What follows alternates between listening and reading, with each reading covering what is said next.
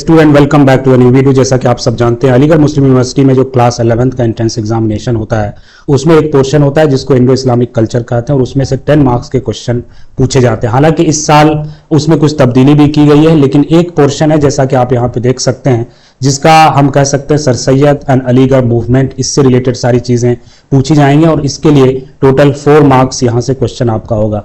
मेरे ख्याल से इस पे अगर थोड़ी सी मेहनत की जाए तो इसमें फुल मार्क्स लाया जा सकता है।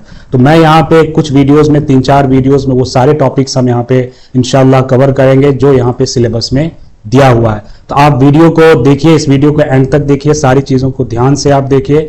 यहाँ पे इंग्लिश में सारी चीजें होंगी, लेकिन अगर आप हिंदी मीडियम के हैं तो मैं साथ में उसको ट्रांसलेट करके आपको बताता रहूंगा और आप अपना एक नोट्स बना सकते हैं। तो सबसे पहले वीडियो में हम डिस्कस करने जा रहे हैं सर सैयद अहमद खान की जो अर्ली लाइफ, उनके आबा व अजदाद, उनके एंसेस्टर्स, पूर्वज कहाँ से इंडिया में आए, कब आए, फिर वगैरह वगैरह ये सारी चीजें होंगी। फिर अगले वीडियो में उनके लिटरेरी वर्क्स, उनके जो स्पेशल कंट्रीब्यूशंस हैं, जो वर्क्स हैं, उसके बारे में हम डिस्कस करेंगे। यानी कहने का मतलब है कि वो सारी चीजें हम इंशाल्लाह 3-4 वीडियो में कवर कर लेंगे। तो आइए हम शुरू करते हैं बारे में डिस्कशन करना, जिनकी मेहनत और कुर्बानियों से एक इदारा बना और फिर वो इदारा एक यूनिवर्सिटी में कन्वर्ट हुआ और उस यूनिवर्सिटी में दाखिले के लिए आज आप लोग तैयारी कर रहे हैं। तो सबसे पहली बात यू कैन सी कि एंसेस्टर्स मतलब पूर्वज, आबा व अजदाद कहाँ से और कहाँ पे थे और इंडिया में कब आए उसकी हम बात करते हैं। तो यहाँ पे देख सकते हैं, during a time when some Syeds found it difficult to live in Arabia and Iraq, the ancestors of sir Syed migrated Iran, eventually they settled in the city of Herat in Iran. यानी एक जमाना था, उस वक्त की जो भी परेशानी रही होगी, इनके आबा व अजदाद सैयद थे, उनको अरब और इराक के इलाके में रहना मुश्किल हो गया, तो वो लोग ईरान जो है हिजरत कर गए और फिर वहाँ फाइनली ईरान का एक शहर अभी भी है हिरात, वहाँ पे वो लोग मुकीम हो गए। अब आइए चलते हैं कि इंडिया में कब आए। उसके बाद यहाँ पे देख सकते हैं तो इसमें 2 चीजें कही गई है। मौलाना अल्ताफ हुसैन हाली, उन्होंने सर सैयद अहमद खान पे एक बायोग्राफी लिखी है जिसका नाम है हयात जावेद, आप इसको भी लिख सकते हैं हयात जावेद, और इसके जो राइटर हैं वो हैं मौलाना अल्ताफ हुसैन हाली। उसमें इन्होंने लिखा, एक बहुत ही ऑथेंटिक किताब ये भी, उसमें इन्होंने लिखा कि प्रोबेबली शायद इनके खानदान वाले इंडिया में शाहजहां जो मुगल एम्पेयर थे उनके ज़माने में आए। लेकिन एक और रेफरेंस मिलता है कि सर सैयद अहमद खान ने खुद एक किताब लिखा था, उसका नाम था लॉयल मोहम्मदन्स ऑफ इंडिया। तो उसमें उन्होंने कहा है कि उनके खानदान वाले इंडिया में अकबर के ज़माने में, वो भी एक मुगल एम्पेयर थे, उनके ज़माने में आए। तो आइए हम इसके बारे में कुछ बात कर लेते हैं। शाहजहां का जो ज़माना था, हुकूमत का ज़माना, वो था 1628 से लेकर, ये शाहजहां का ज़माना है 1628 से लेकर 1658, और यही वो शाहजहां थे। इनके ज़माने इनका जो ज़माना था मुगल पीरियड, इसको गोल्डन एज कहा जाता है। और इसी में जो है ताजमहल बना, मोती महल जो आगरा में है, मोती मस्जिद वो आगरा में बना, उसके बाद जामा मस्जिद दिल्ली का और दिल्ली का लाल किला, ये इन्हीं के ज़माने में इन्होंने ही बनाया। और अकबर का जो ज़माना था वो था 1556 से लेकर 1605 तक। तो अब इसमें दोनों अलग अलग दोनों ऑथेंटिक चीजें हैं, ये 2 अलग अलग बातें कही गई हैं। अगर एग्जाम में आता है तो मुझे नहीं लगता है कि ये दोनों ऑप्शन दिया हुआ रहेगा, तो वहां इन दोनों ऑप्शन में से कुछ भी रहेगा तो आप वहां पे टिक कर सकते हैं। ये पहली बात आ गई कि ये कहां पे, जब इनके आबा व अजदाद आए, जिस वक्त भी आए, चाहे वो शाहजहां के दौर में आए चाहे अकबर के दौर में, उस वक्त मुगल की हुकूमत थी, तो इनके शुरू से ही मुगल के जो कोर्ट्स थे, उनके जो एम्पेयर थे, जो राजा थे, उस वक्त इनके खानदान वालों की बहुत ही अच्छी पहुंच थी और बड़े बड़े ये लोग पोस्ट पे रहे। तो आइए हम चलते हैं इनके खानदान वाले पैटर्नल ग्रैंडफादर, यानी इनके दादा का नाम क्या था। तो इनके दादा का नाम था सैयद हादी, और ये उस वक्त जो है उस जमाने में हजारी मनसबदार, तो इसके बारे में भी हम आगे के वीडियो में बात करेंगे कि इसका क्या मतलब है। तो फिलहाल ये समझ लीजिए कि उनको इस वक्त टाइटल दिया गया, उस वक्त के जो एम्पेयर थे शाह आलम, उनके जरिए ये इनको जो एक टाइटल दिया गया था जवादुद्दौला का। अब चलते हैं उनके नाना के साइड से, मैटरनल साइड से। उनके मैटरनल ग्रैंडफादर, उनका नाना का नाम था ख्वाजा फरीदुद्दीन अहमद, और इस पे सर सैयद अहमद खान ने इनके लाइफ के ऊपर एक किताब भी लिखी जिसका नाम है सीरत फरीदिया, आप चाहे तो ये भी नोट कर सकते हैं। और इनका इंतकाल जो हुआ है 1828 में इनका इंतकाल हुआ। इनके नाना भी अपने ज़माने में बहुत बड़े आलिम थे और एक ज़माने में ये इंग्लिश हुकूमत के लिए इन्होंने डिप्लोमेट का भी काम किया है। ये सारी चीजें तफसील में दी हुई हैं जिसके बारे में हम लोग यहाँ पे फिलहाल डिस्कशन नहीं करेंगे। आप देख सकते हैं कि learn scholar and expert in mathematics, serve as a prime minister of empire Akbar II। तो इनके जमाने में भी इन्होंने काम किया है, फिर आगे भी इन्होंने काम किया, तो ये सारी चीजें हो गई।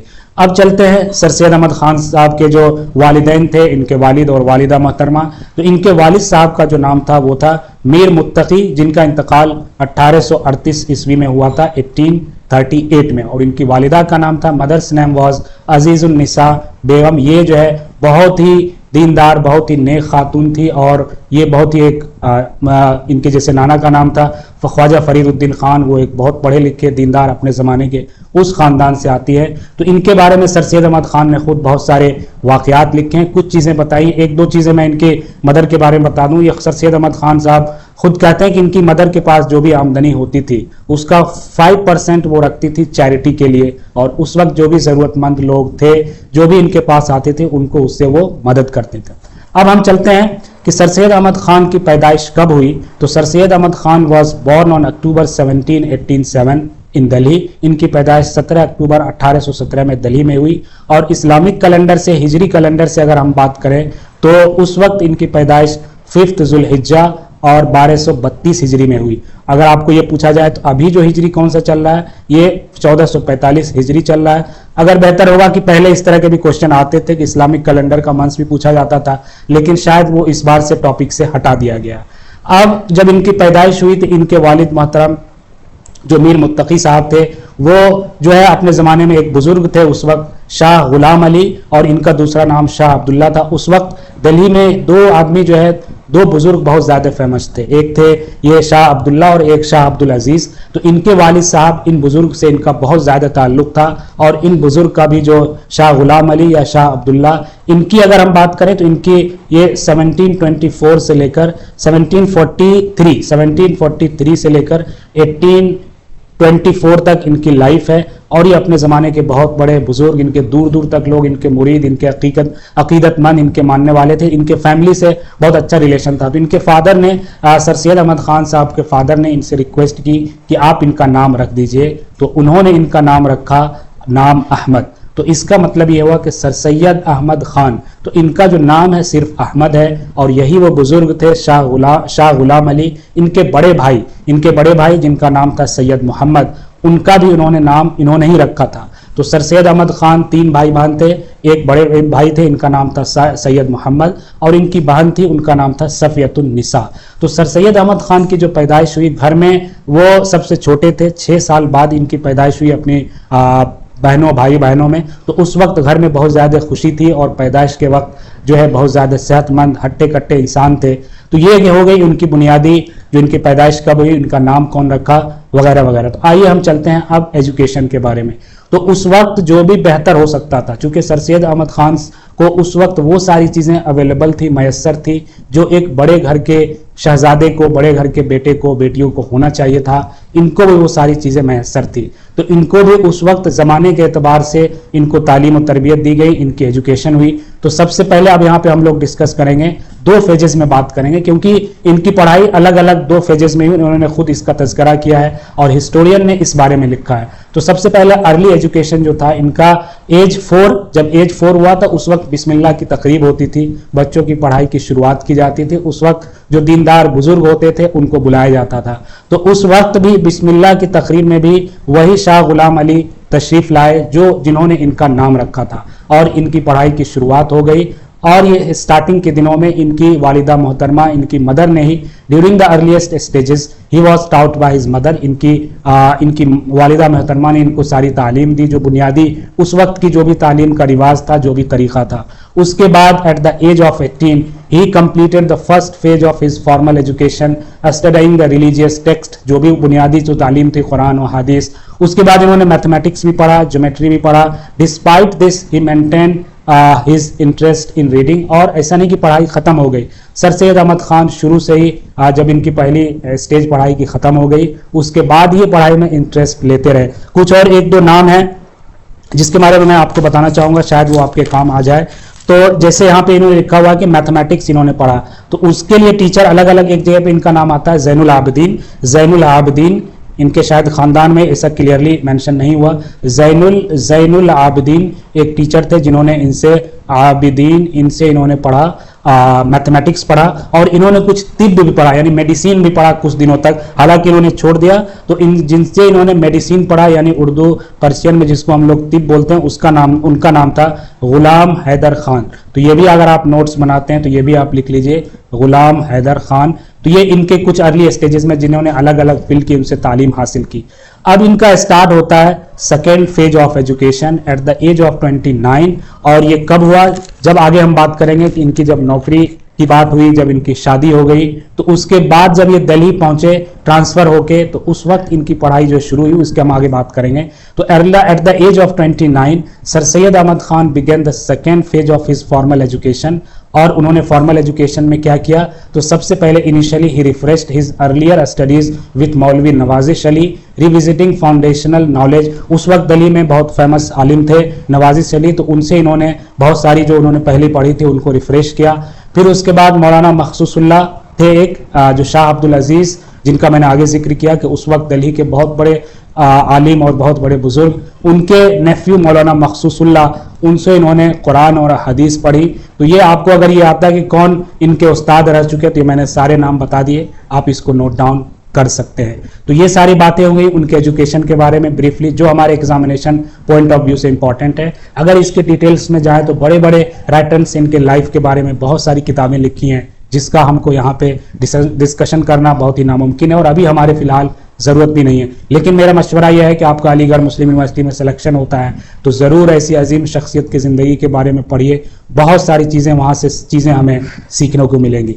अब अगला हमारा टॉपिक है youth of sir Syed Ahmad Khan, जो इनका जवानी का दौर कैसा था। तो फिलहाल शॉर्टकट में ये हम कह सकते हैं कि sir Syed Ahmad Khan had access to the privilege and opportunities that came with being from a renowned family with connections to the empire of that time. इनके पास वो सारी फैसिलिटीज थी, वो सारी सहूलतें इनके पास थी, जैसा कि मैंने पहले ही बताया, जो एक ऐसे नौजवान, ऐसे बच्चे को बड़े खानदान में होने की वजह से हासिल होती है। चूंकि इनका खानदान उस वक्त के हाकिम, एम्पायर, बादशाह, राजा, महाराजा जो भी थे, उनसे इनका अच्छा कनेक्शन था, तो वो सारी चीजें इनको मैसर थी। इन्होंने अपने वालिद साहब के साथ तैराकी भी सीखी और दूसरी चीजें भी सीखी, जिसके बारे में हिस्टोरियन ने डिटेल्स में लिखा है। तो फिलहाल आपके लिए इतना काफी है।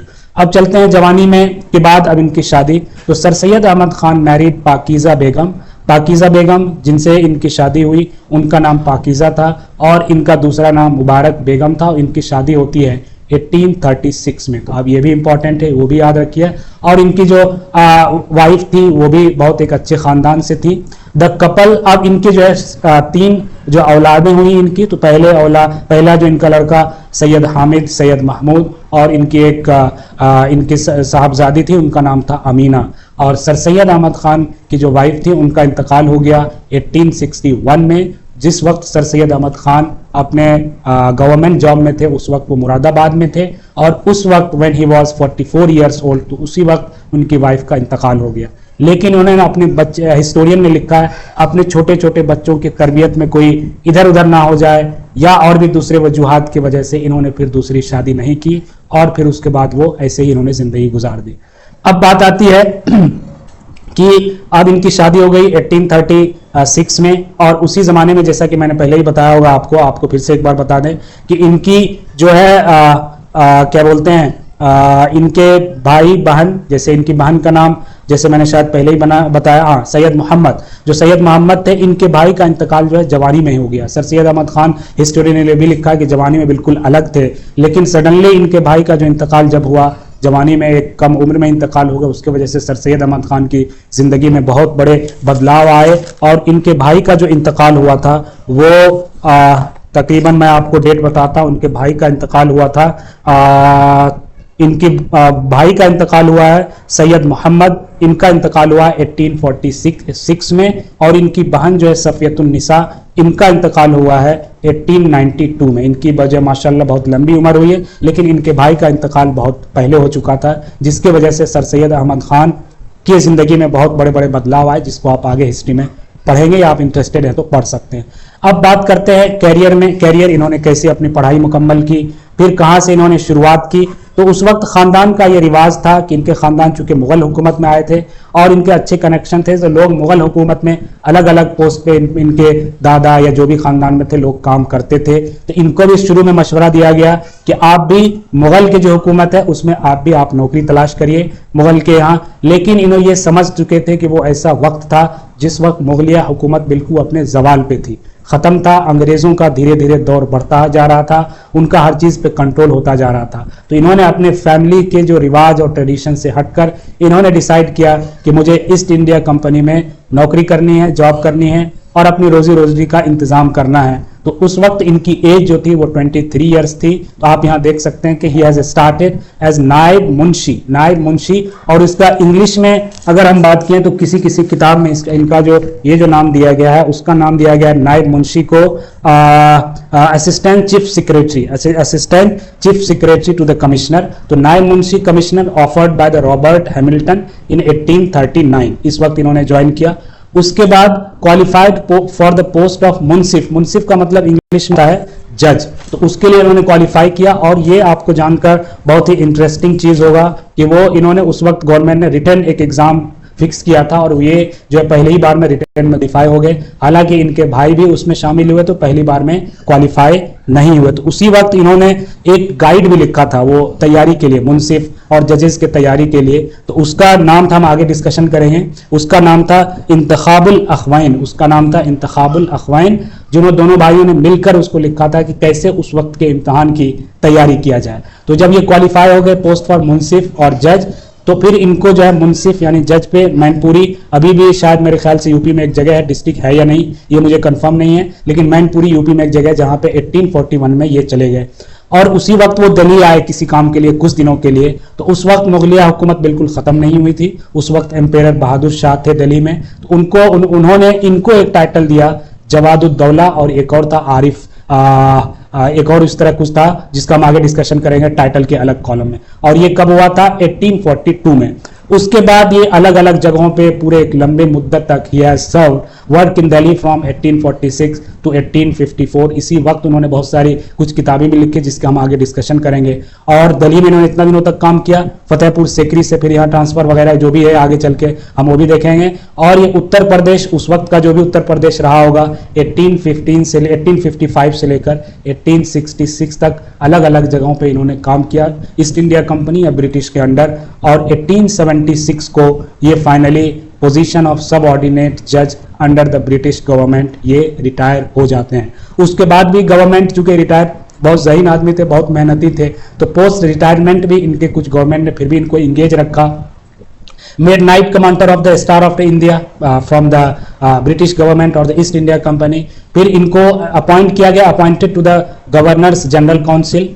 In 1882 became member of the Education Commission appointed by the government। उस वक्त इनको वो उसके मेंबर बने। और in 1887 appointed as a member of public service commission. जैसे अभी हमारे पास यूपीएससी है वो भी यूनियन पब्लिक सर्विस कमीशन है, तो उस वक्त इंग्लिश गवर्नमेंट के अंदर जो भी था वो इसके मेंबर बने। तो डियर स्टूडेंट, ये था पहला वीडियो जिसमें हमने पूरा वो चीजें अर्ली लाइफ ये सारी चीजें कवर करने की कोशिश की है जो आपके एग्जामिनेशन पॉइंट ऑफ व्यू से बहुत ज्यादा इंपॉर्टेंट है। अगर आपको इसका पीडीएफ चाहिए, अगर आप ये वीडियो यूट्यूब पे देख रहे हैं तो चैनल को सब्सक्राइब करिए ताकि हम इस तरह की चीजें आपके लिए और भी लाते रहे। इसको हम आगे कंटिन्यू करेंगे जिसमें और भी चीजें हम जो उनके लिटरेरी वर्क, उनका कंट्रीब्यूशन, अलीगढ़ मूवमेंट, इन सब सारी चीजों को हम डिस्कशन करेंगे। तो मिलते हैं आपसे नेक्स्ट वीडियो में।